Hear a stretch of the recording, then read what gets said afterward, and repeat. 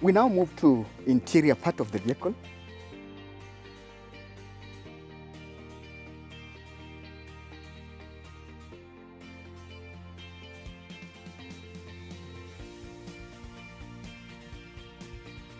This is where you place your hand.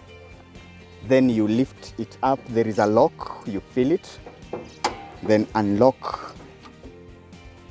And have a visual of your engine. Now, under the engine, there are several aspects that we'll discuss. I'll begin by having a look at it, the way it is. Like for the sake of this saloon car, is very clean. The engine is very clean. Now, under the engine, there are several fluids that we are going to check. Now, I also need a small piece of cloth for checking and wiping any spillages. So I'll begin by the first thing that is very important. It is the engine oil. So I'll check using the dipstick. Here it is. So when you look at my dipstick, I'll wipe it first. Then it is very important to check first. The dipstick has got two levels. We have the low and the high, or we can call it upper, and of course lower. So I'll put it directly into the engine oil tank, then lift the dipstick, check for the level of my oil. So when you look at this, it is more than high, which is okay. So the level of my engine oil is okay. But still under engine oil, now that it lubricates all the moving parts in the engine, in case it fails or the level goes down, then the engine will knock.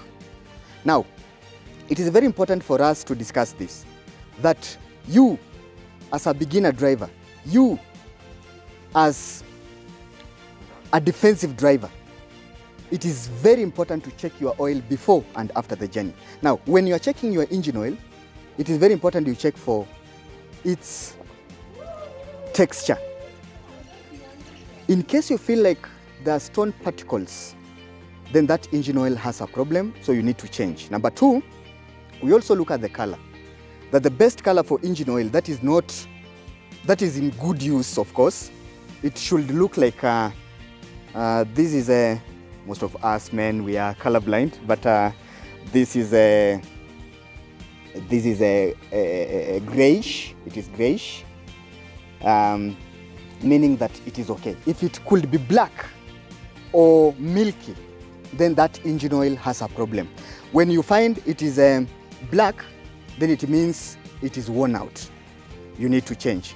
Number two, if you find it is milky, then there must be a mixture of that engine oil and of course coolant or any other fluid that is causing that mixture. Then at the same time, look at the viscosity, the way it is flowing. It is very important. The flow is supposed to be a bit slower, not too quick, meaning that it has got a certain texture which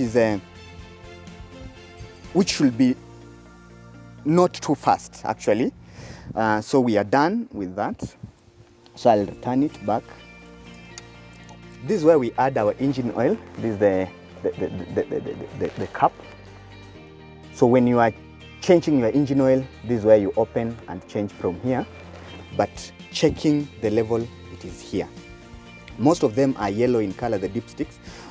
It is one of the identities to show you that that is where the engine oil is checked. Number two, we are going to check our coolant. Coolant is very important. It helps in cooling the engine. Now, most of the coolants that are manufactured, their boiling point is, for the sake of this, like this one is manufactured coolant. Its boiling point is 300 degrees Celsius. It is the most preferred. Not unless your vehicle is using the normal water, but I don't prefer water because boiling point of water is 100 degrees Celsius. So when you compare the two, coolant becomes the best. So this is the radiator cap. I'll open it, and caution, never open it when it is when the vehicle is when the engine is hot, because due to pressure and the high temperatures, it can erupt and spill over in your face, causing more damage and more harm to you. Now, when I look at it, I'm able to see it's more than enough. The radiator cap needs to have a spring. When you squeeze it inside, it should be able to move up and down, meaning that when the temperatures are too high, it's able to move up and down, so that to allow coolant to move into the engine and back to the reservoir tank. Now, again, the radiator pipes are very important. You have a feeling on them. In case you feel like they're not having enough pressure, then it means you need to change those pipes. Any broken pipe can cause trouble into your engine. Now, when I look at the reservoir tank, like for this one, we have got low and full. So mine has gone down, so I'll have to do some top up. So I'll top up. We'll check wiper water. So wiper water is very important because in case your windscreen is dirty, you really need wiper water. So this is the tank. This is its dipstick. When I look at the level, mine is low, so I'll do some top up. Now, I need some soap. Soap is very important because it I'll add in the tank. When you mix water with soap, water is very good resistant of water on the windscreen. So soap is very important because it resists water that sticks on the windscreen. So I'll do some top up.